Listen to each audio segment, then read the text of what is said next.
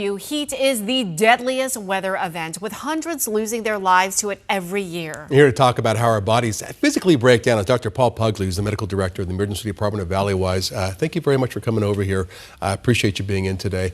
We had a 61-year-old man over the weekend who talked about being very acclimated to the heat. And I think a lot of people who live here in the Valley have done outdoor activities during this heat and think they can handle it okay.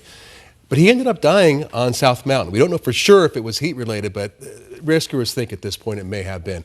What physically happens to your body, even if you think you're fairly acclimated in these high temperatures? Sure. Thank you for having me here, and I appreciate that question. A very scary case and a solemn reminder that even the most fit of us, those that are healthy, can be a victim or subject to heat-related illness. And certainly that case is under investigation by the medical examiner's office, but it's very likely that heat was a contributing factor. So we're talking about acclimatization, and he likely was exposed 30, 60, 90 minutes at a time to these high temperatures over the past 10 to 14 days he's lived and hiked here, things like that. And usually your body is getting ready and prepared to sustain and experience this extreme degree of heat. But at some point, heat accumulates greater than our bodies can get rid of it. So we produce heat, we accumulate heat, and we have to get rid of it by dissipation. And if the ability to get rid of that heat can't keep up with the ability to which you accumulate it, heat can become toxic. Think of it almost like a poison.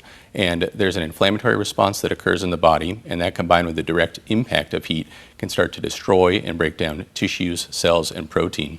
Unfortunately, heat really has a predilection for causing damage to the brain in particular.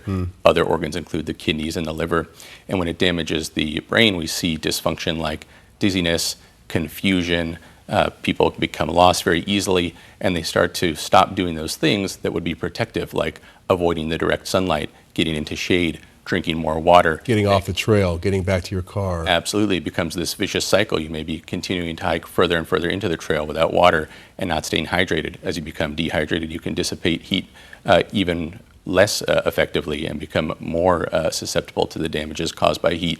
After the brain, or along the same time of the brain, the kidneys and the liver start to sustain damage, and those three organs are very vital to functioning and can contribute to heat stroke and death from heat illness. Well, and over the weekend, we had the hottest temperatures of the year. We're talking 117. At what point, obviously mountains are shut down, the trails are shut down and everything, but at what point do you tell people it's just not safe to be outside, let alone hiking?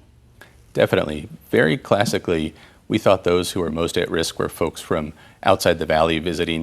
We had that heat spike in March right around the time of the Open, and we were worried folks who were visiting would be exposed to heat and suffer heat-related illness, and certainly that happens. But we're learning even people who live in town can experience that. And the most important part of prevention, sometimes we say, is simply rescheduling. There are folks who have to be outside because of their jobs and work and critical infrastructure. They have their own strategies and hopefully guidelines from their occupational guidance and physicians on how to avoid heat-related illness. But you don't absolutely have to be outside as we reach these extreme temperatures where we're getting no relief from the heat, especially in the evening. Right? We're not going below 90 degrees into the late hours of the evening and early morning, so there's no reprieve at all. Consider rescheduling. If you have to be outdoors, avoid direct sunlight where possible, wear loose clothing, things like that. But certainly right now is a time, and always around this third or fourth week in July, which tends to be some of the hotter months and weeks of the year, we're advising people to avoid being outside unless absolutely necessary, especially those at the extremes of age, with medical problems, those with heart conditions, those who are pregnant, because those groups are at particular risk, but even healthy adults are at risk of suffering heat-related illness. Dr. Pugsley, thank you for coming in here. I appreciate it. And thank you for all you're doing on our community and trying to keep people well and safe. And You're welcome. Great advice today. Thank you so much for having us. We appreciate it very much. Thank you for all you guys do and spreading the message. We're very grateful. Thank you. Thank you, Doctor.